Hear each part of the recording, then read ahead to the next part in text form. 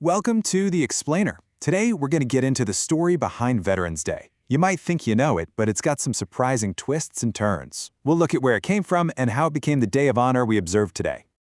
To really get Veterans Day, we've got to rewind the clock way back over 100 years to a moment that was supposed to end war for good, the end of World War I, which everyone at the time called the Great War. So in November 1919, exactly 1 year after the guns fell silent, President Woodrow Wilson really captured how the country was feeling. He declared the very first Armistice Day, not just as a victory lap, but as a day for pride and honestly, just gratitude that peace had finally come. Now that date, November 11th, it wasn't just picked out of a hat. No way. It is packed with symbolism. The Armistice, that's the agreement that stopped the fighting, it went into effect with this incredible, almost poetic precision on the 11th hour of the 11th day of the 11th month. For years, people kept marking this day. And then, in 1938, Congress made it official. They passed a law making November 11th a legal holiday, and its purpose was crystal clear: a day to be dedicated to the cause of world peace and to honor the vets of World War I. But here's the thing, that beautiful idea that World War I would be the war to end all wars, well, that hope was tragically short-lived. History had other plans, which meant the whole point of this day had to change. I mean, think about it. After the unbelievable mobilization for World War II and then right after that, the Korean War, it just became obvious that a day honoring vets from only one war wasn't going to cut it anymore. The nation now had a whole new, massive generation of veterans who also deserved to be recognized. And you know, this change didn't just come from politicians in Washington. It was really driven by the veterans themselves. Guys like Raymond Weeks, a World War II vet from Alabama. Way back in 1947, he was already putting together a National Veterans Day parade, building this grassroots movement that eventually got Congress to act.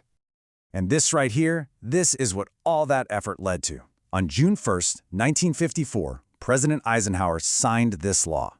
The change itself was so simple, but its impact was huge. The law literally just struck out the word armistice and swapped it with veterans.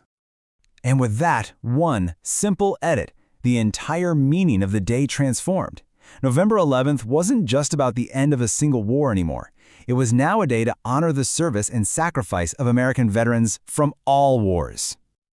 Okay, so you'd think the story ends there, right? The date's set, the purpose is clear. Well, not quite. The story takes this really weird turn, all because a law in the late 60s tried to move the holiday, and it caused a whole lot of confusion. So in 1968, Congress passed something called the Uniform Monday Holiday Act. The idea was to create more three-day weekends for federal employees. And Veterans Day got swept up in this, moved to the fourth Monday in October. But people, especially veterans groups, pretty much rejected the change. That date, the 11th day of the 11th month, it just meant too much. The history was too powerful. So the pushback worked, and in 1978, Veterans Day was officially moved right back to where it belonged, November 11th. So now that we've got the history down, how do we actually honor the day properly? Let's clear up a couple of really common mistakes because, honestly, getting these details right really matters. First things first. Veterans Day is not the same thing as Memorial Day. It's a really common mix-up. Memorial Day, back in May, that's a very solemn day for us to remember and honor the service members who gave their lives for our country. Veterans Day, though, is for thanking everyone who has ever served, wartime, peacetime, living or dead.